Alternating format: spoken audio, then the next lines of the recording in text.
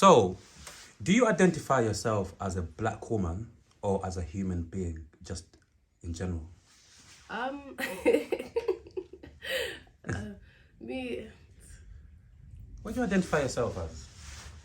obviously I'm a black woman, but then I just, it's a thing where I wouldn't use my identity as an excuse for stuff, if that makes sense. It's like, no matter what, somebody is disadvantaged in some way, shape, or possible. And it's a thing where Facts. when I'm doing things, it's more like, it's either gonna work because I put the work in, or it's not gonna work because I didn't do enough. Yeah, you're not gonna say sorry to even cut you. You're not gonna say I didn't get this opportunity because I'm black. I didn't get But that's why I asked, because you know, like a lot of people, like they always, you know, some people say I'm not like black. We're never black. You know, some people go as deep as saying we're never black people. We human beings first and foremost, and you know, like that kind of thing. That's why I just thought asking it, because on the deep end, some people just don't even see themselves as black people. They just see themselves as humans. You get me? I'll say I do see myself as a black woman. Yeah. But then when it comes to the sense of and there are definitely situations where I do know that I've been treated differently because I'm a black woman, or things that have happened. But I'll say for me, the way I approach things, I don't dwell on that. It's just more, how can I find another way to get around this and get what I need to like do, type of thing. Yeah. What about like anxiety? Do you suffer from anxiety sometimes? Anxiety. Yeah. I'll say since I've like been on this journey and actually improved, I used to have it all the time. Yeah. Like very frequently. I used to have heart palpitation. I used to have migraines. It used to feel like my brain was being squeezed, or sometimes like on a half of my head, like headaches from the front of my eye and stuff. Yeah, a lot of like physical ways that my anxiety presented as well. But recently, not really. And recently I actually started to realize that there was a time, I think a month ago, where I started to overthink, and then I was feeling a bit anxious. And I realized that the reason why I was overthinking the situation was because I already knew what the answer was, but I didn't want to accept it and I wanted to change it. So I started to... Yeah. So I started to feel anxious because now it's like... Well, first I started to feel anxious because I didn't feel safe in the situation. Then I started to overthink because I was like trying to make it make sense, if that makes like fit myself into it. Yeah. But I knew I had to remove myself from that situation already. Funny, but I was still trying to stay there. And then it's a thing where anxiety it's not bad when you're not dysregulated. It's a bodily function that has a purpose. That's interesting. So within that moment, I was feeling anxious because my body was like, you don't feel safe.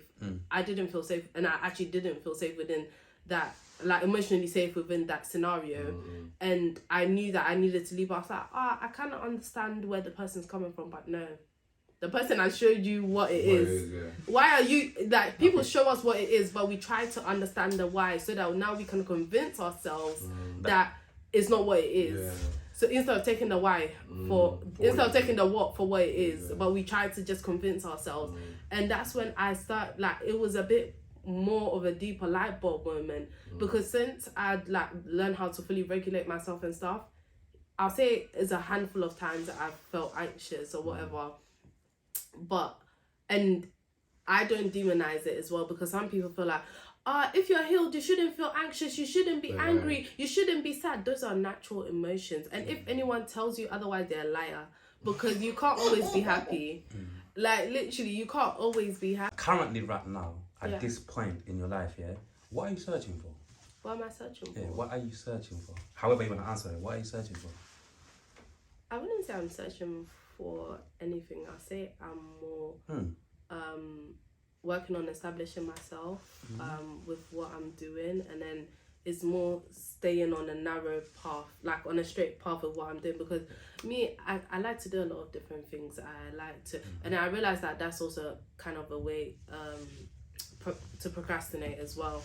So just staying locked into what I need to do. But then I'll say the main thing I'm trying to do is, in a sense, balance.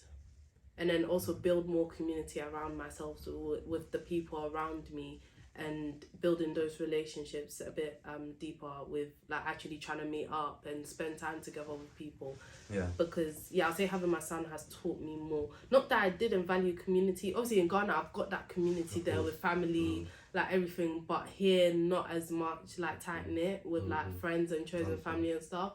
So like actually pouring into it, because relationships take work. A lot of us just think like but if you want relationships, and I mean strong relationships with people you can depend on, it takes work. And you need to be able to pour into people and make that time to do that for it. If you're not watering it, it's not going to grow. Yeah. And I think a lot of people take that for granted.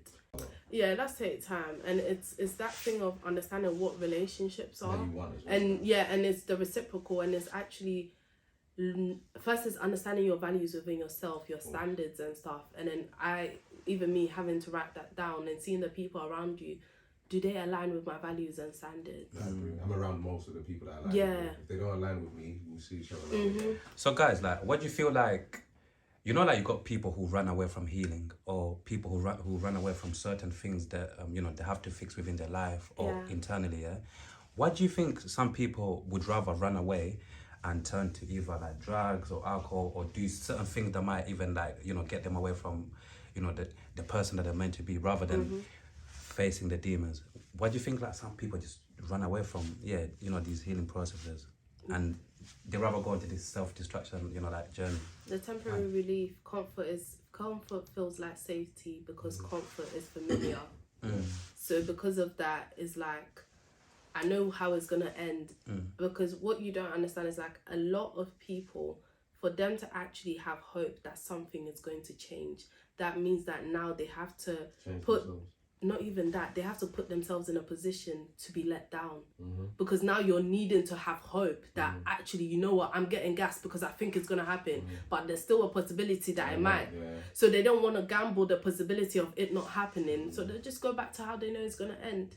That's why people keep on going to toxic relationships, because they know how it's gonna end. They know they're gonna crash out. They know they're gonna get into fights, but it's like, now I don't have to start to hope. And you know when you like... Sorry, but that mentality sounds fucked. I get it. Trust me, it's reality, isn't it? I get it, but that mentality, again, it sounds fucked. The way, like, just breaking it down, I'm thinking, I get it and I hear it, because every individual mentally, they've got like a different mindset, but still I'm thinking, that's kind of fucked up. I would even say people are scared to see the monster in the mirror as well. They are, definitely. So they're running away from themselves. Do you know what? Another side to it is that sometimes, this is what I've realised as well as some people around me, who people think they are and how they show up. But some people have deluded themselves that they are who they think they are, and they avoid everything else with how they're actually treating people and showing up with people. So these are the people where everybody they have a problem with. Some way, somehow, everybody has done something to them.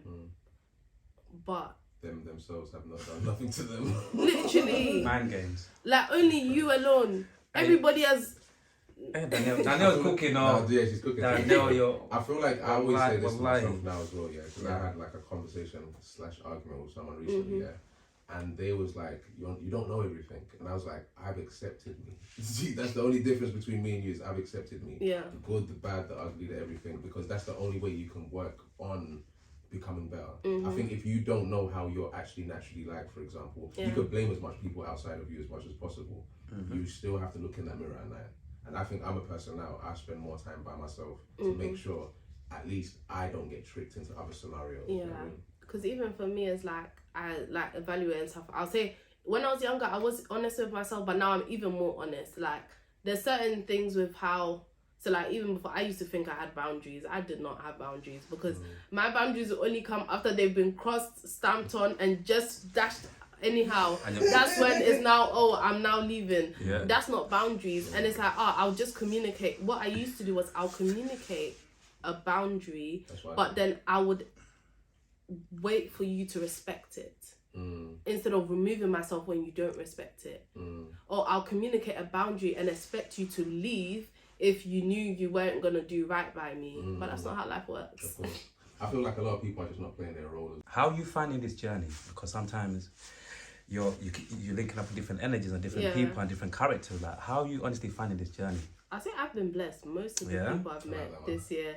Yeah. Blessed. The good vibes. No, I swear, like, since I was young, I've always said, like, I've been so blessed with the people that God has brought into my life and when he brought them. When I was in secondary school, the teachers that he brought, the people that I was meeting here, there.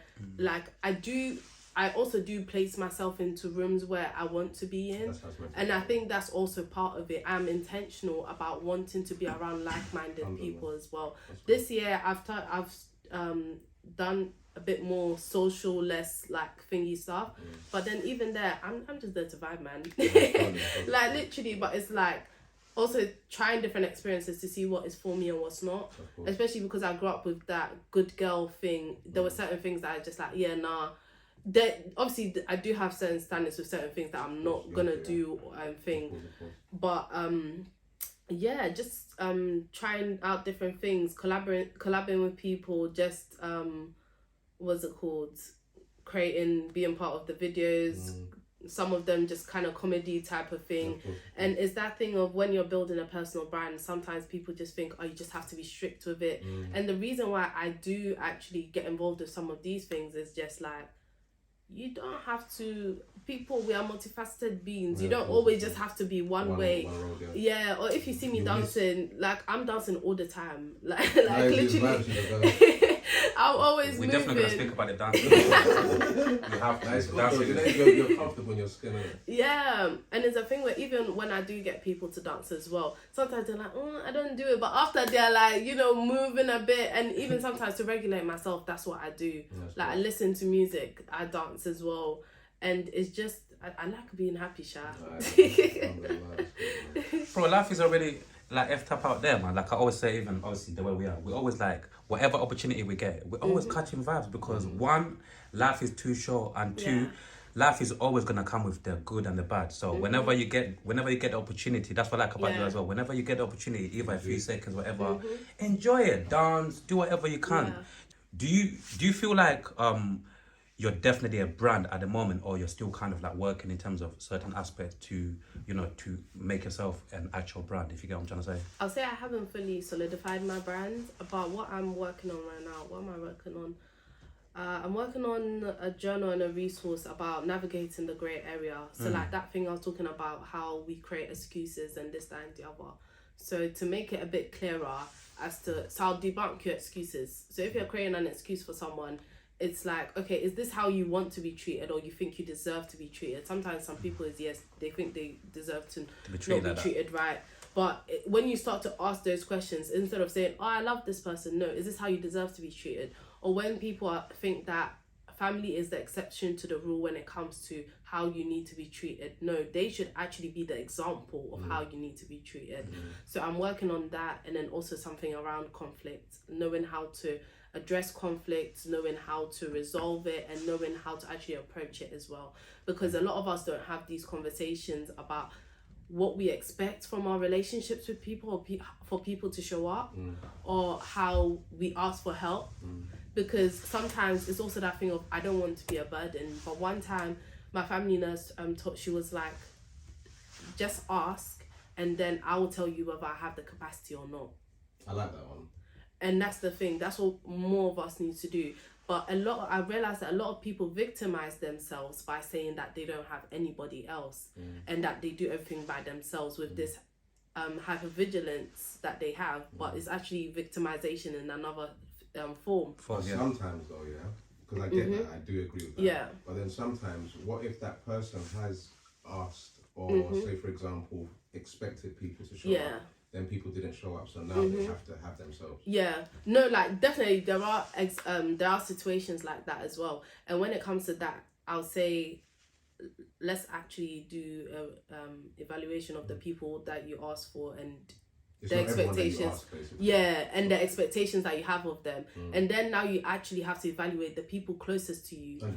Are they people that show up for themselves and for other people, and do they show up for you normally, that you can like rely on them? And that's what I feel like a lot of us don't really do. We don't know not in a bad way, we've grown up with people, but we don't really know them. Basically, it's like you've got expectations that you, like I might have expectations of how I want a woman to be or family to be. Because we're brethren, but we haven't had those, that's the conversations we need to have. I don't know how you're really dealing with the matter. Yeah. It's facts, it's true. And then also seeing what they might be dealing with as well. Of course. But it's that thing of, I'll say the people closest to us actually having those conversations, because I was deep in, let's say, people like E.T. the hip hop preacher and stuff like that, Jeremy Anderson, they have had low times. But when they talk about their low times, they've had people there to lay their shoulder on.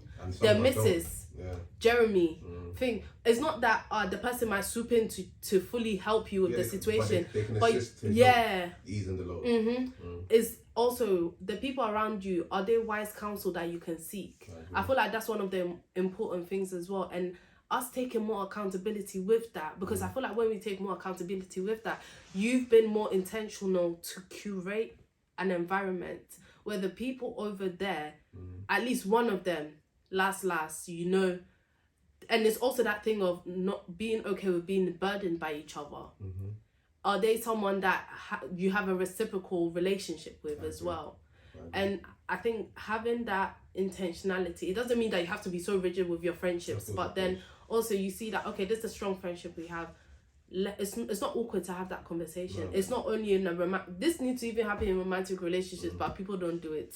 But I agree. Is you know, the problem with this generation is we're not honest with each other. We showcase what we. Sometimes speaking to men, I do hear where they're coming from. It's like everyone is depending on me, but I have not that I have no one, but I can't so basically I can't have a weak moment type thing, or I can't not be doing well. But then that's the thing where now, if as a leader of, let's say, a leader of a business, you need to delegate tasks. The business is not going to run well. You know, the problem is in this generation of, like, I love the fact that you said business, in business that works. Do you know what happens in human being, in the humanness? That everyone thinks they can talk to each other in any form of way. And the complacency with, why do we not hold family to a standard? That is what the problem is. Because we need to actually start saying, as a family, let's say, what are we good at? Like, what is this person good at? We don't know. We're given tasks that they're not good at. Yeah. And we need to we need to actually have these conversations as a family and set things up like this. So and if as a man you are the leader, why don't you start to bring people in for that conversation? And if people are not trying to hear it, have the people that are trying to hear it. Because when they start to do it, everyone else is going to see, oh, right, the system is actually working, you know? She's one you like. Then they're going to start to come in. She's one you like, coach. Wait, no, I agree with you, definitely. Imagine, I was having, literally earlier today, I was having the same kind of conversation with one of my cousins, like, you know, for the family, to get everybody together and literally look at people's qualities in it. What are you good at? What do you bring to the table? And kind of like try to find a way to make that work moving together, innit? So it's actually mad. It's true. I feel like there's only a selective few of us that look at life like that. Though. Yeah, but then it's the selective few start.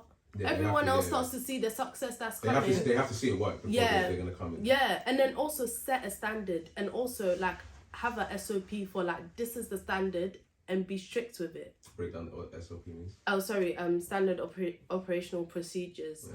So it sounds very like thingy, but like this is how we show up, and these are some disciplines that we need to show up in. We can't just be dilly-dallying or basically no freestyling, and showing that there's a consequence for freestyling. I agree. And you might get a boot. Thing. You see nowadays, for example, everyone's doing whatever they want. It's because there's no consequences. Yeah. You can do what you want, for example. You can argue with me over dumb stuff, for example, and there's no consequences. Me, you won't see me tomorrow. Yeah. As soon as you misbehave, for example, you won't see me. And it's even a thing about like how we handle conflict.